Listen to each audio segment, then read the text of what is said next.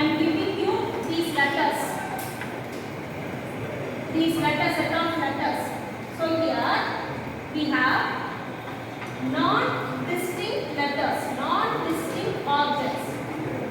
Okay, this is of one kind, first kind, and this one second, third, fourth. Okay, suppose I am giving you like this.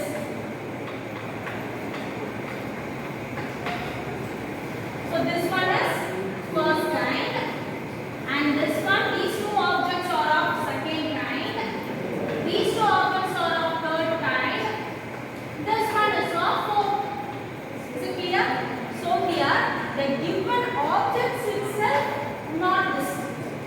In the previous case we have discussed all the given objects are distinct. For example, computer, C-O-M-P-U-T-E are distinct letters, distinct objects. But here not like that. Therefore the objects can be repeated. So what is the formula for that? We have separate formula. Okay. So the number of permutations of n objects, of which n1 objects, this is n objects, n equal to N4. 1, 2, 3, 4, 5, 6. N equal to 6. Okay. N1. What is our N1? First kind. How many objects? One objects. N2. Two objects. N3.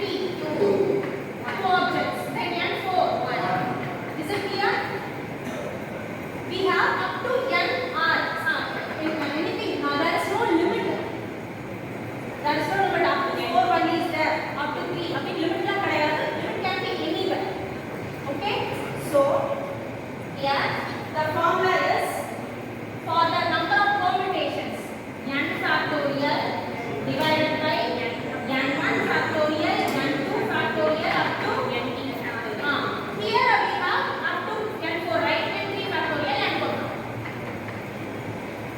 If there is n5 factorial also you should include. So this is our formula for number of permutations when the objects, when the given objects are not distinct.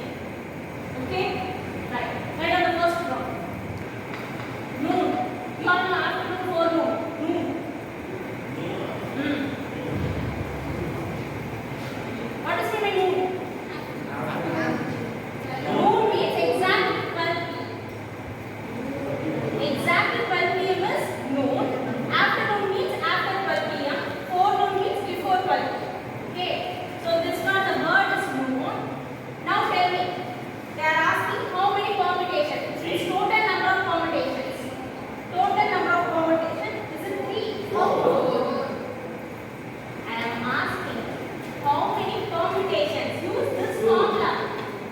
Use this formula. First of all, what is our n? 4.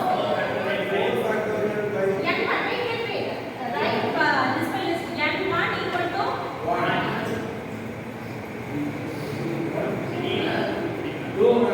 how many times? N1 2. N2 2. புரிஞ்சுதா? இங்க வந்து ரெண்டே ரெண்டு letter தான். One is N, one is O. N எத்தனை வாட்டி repeat ஆயிருக்கு? 2 times. N என்றது ஒரு கைண்ட். அந்த கைண்ட் நம்பர் ஆஃப் ஆப்ஜெக்ட்ஸ் என்ன? 1, 2. So N1 is 2. Okay? Second kind. Second kind என்றது O என்றது நமக்கு second kind. So how many objects in the second kind? 2. 1, 2, 2. So our total number of combinations is 4 factorial divided by 2 factorial into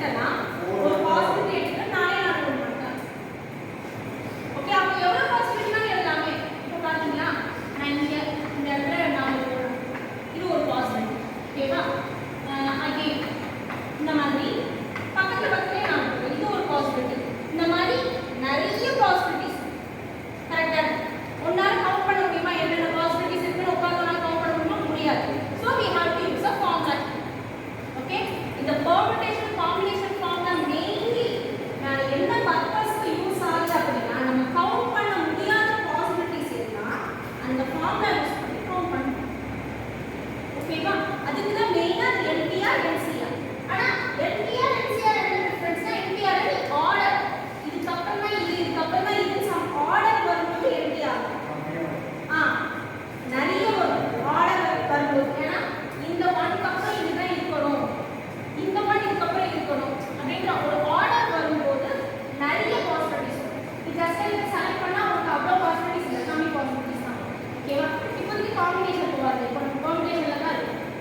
okay, so காம்பினேஷன்ஸ்ல exactly 4 1 தான் இருக்கணுமா. எனக்கு வந்து இப்போ இது ஒரு பாசிபிலிட்டி, பக்கத்துல 1 போட்டுட்டேன்னா அது ஒரு பாசிபிலிட்டி, இங்கெல்லாம் 0. அப்போ ரிமைனிங் பிளேசஸ்ல என்ன இருக்கும்? 0. 4 பிளேசஸ்ல 1 போட்டுட்டேன்னா ரிமைனிங் என்னென்ன பிளேசஸ் இருக்கோ எல்லாமே 0 தான். Because it's a bit string. Okay, length சொல்லிட்டாங்க n = 10 ன்னு சொல்லிட்டாங்க. ஓகே, அப்போ what is the formula for it? பாத்தீங்கன்னா எக்ஸாக்ட்லி ஃபர்ஸ்ட் சப்டிவிஷன்ல exactly 4 ones na, which means remaining 6 is 0. அப்போ நம்ம இதுக்கு என்ன ஃபார்முலா யூஸ் பண்ணலாம்? 10 factorial divided by 4 factorial into 6 factorial. Very good. Yeah, because this is of one kind. இது one kind, இது one kind. நம்ம நோட்ல பார்த்த மாதிரி தான். நோட்ல n வந்து நமக்கு ஒரு kind, இது ஒரு kind பார்த்தோம்ல. n எத்தனை இருக்கு நமக்கு? 2. அப்ப n1 = 2. o எத்தனை இருக்கு? 2. அப்ப n2 = 2. அதே மாதிரி இங்க 0 1 மட்டும் தான். ரெண்டே ரெண்டு kind தான். அப்ப n1 எத்தனை இருக்கு? 4. 4 எத்தனை இருக்குன்னு சொல்லுங்க. 4. அப்போ n2 எத்தனை இருக்கு? 6. so n factorial n க்கு 10 தானே, 10 × 6 தானே. so 10 factorial divided by 4 factorial into 6 factorial. This is our answer. Listen carefully. There are 210 possibilities. One exact of 4 places la varadhukku நமக்கு 210 possibilities எழுத முடியும். இந்த மாதிரி ஒரு 210 possibilities நம்மால எழுத முடியும். புரியுதா? 4 1 6 0 மட்டும் வச்சு. Okay, 210 possibilities are. This is our first subdivision. Now second subdivision, at most 4 words. What is meant by at most? Less than or equal to maximum 4. Okay, at most 4 na maximum வந்து எனக்கு 4 1 இருக்கும். maximum 4 1, அதாவது அதிகபட்சம் 4 1 அப்படினா என்ன மீன்? at most 4 ones na, at most 4 1 na, maximum உனக்கு 4 1 தான் இருக்கும். அதுக்கு மேல போகாது. 5 1 இருக்க வாய்ப்பே இல்லை. இப்போ எனக்கு அப்போ இது என்ன மாதிரி பாசிபிலிட்டிஸ் நான் சொல்லட்டா? எனக்கு இதுல வந்து ஒரே ஒரு 1 னா இத நான் இன்க்ளூட் பண்ணிக்கிறேன். 1 இல்ல நான் இன்க்ளூட் பண்ணிக்கிறேன். எனக்கு ஏதோ 2 1 இருக்கு, 3 1 4 1 இருக்கு. சப்போஸ் ஏதோ ஒரு இதுல எனக்கு 5 1 இருக்குன்னா நான் அதை இன்க்ளூட் பண்ணிக்க மாட்டேன். இந்த கண்டிஷன்ல அது வராது. அவங்க கேக்குறது என்ன? at most 4 1 தான் இருக்கணும் அப்படி சொல்றாங்க. so we have to find out number of possibilities for that condition. எப்படி பாப்போமா?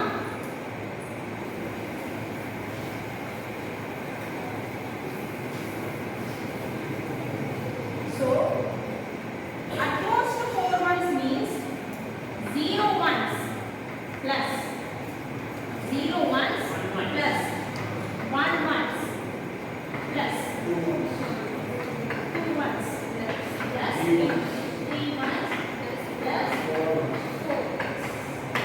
Okay, இது நம்ம 1 சொல்லிட்டோம். இப்போ இதை நம்ம 0 எடுக்கலாம் தானே. இத அப்படியே நம்ம 0 எப்படி கண்டுபிடிக்கிறது? இது 0 ones, which means 1 கிடையாது. அப்ப 1 கிடையாதுன்னா அந்த 10 டிஜிட்ல என்ன இருக்கும்? all are 0. all are 0. ஓகேவா? plus இதுல 9 zeros very good. Next step.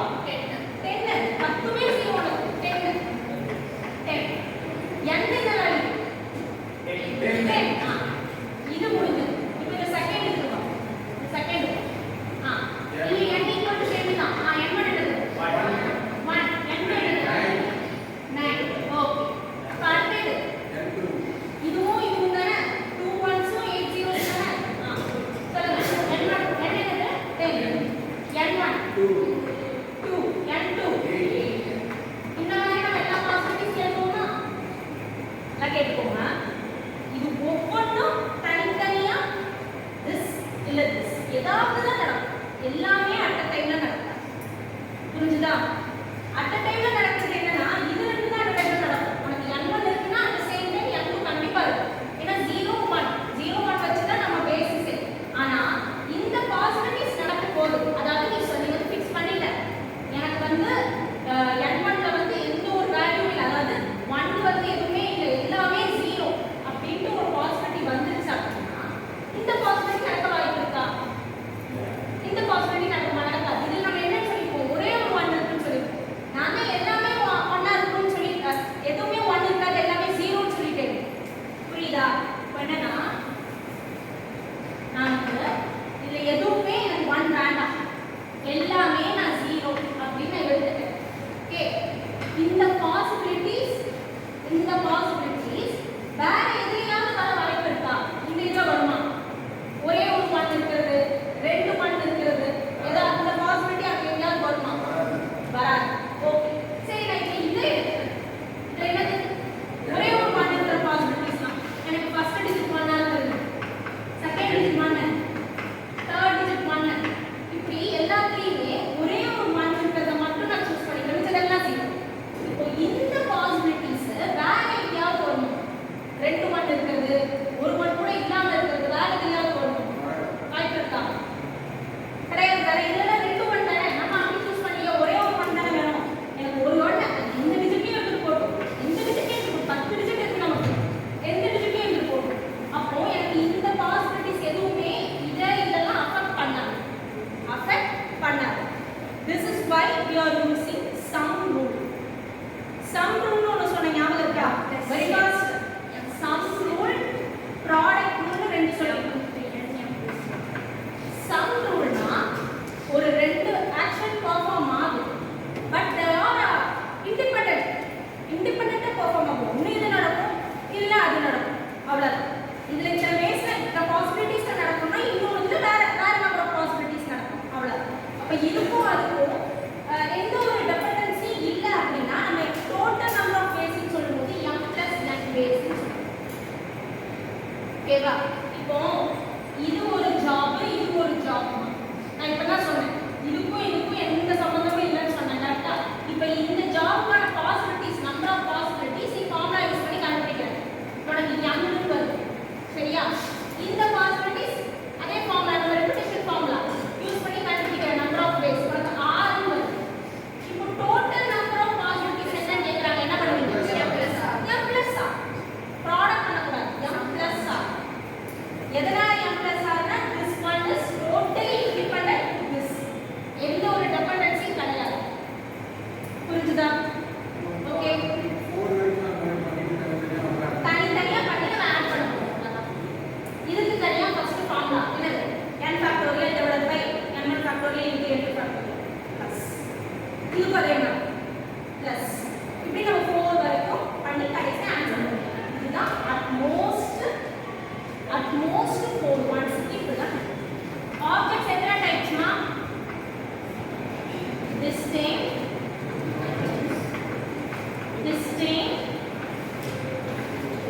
non distinct. கரெக்ட்டா? ஆப்ஜெக்ட்ஸ் என்னது?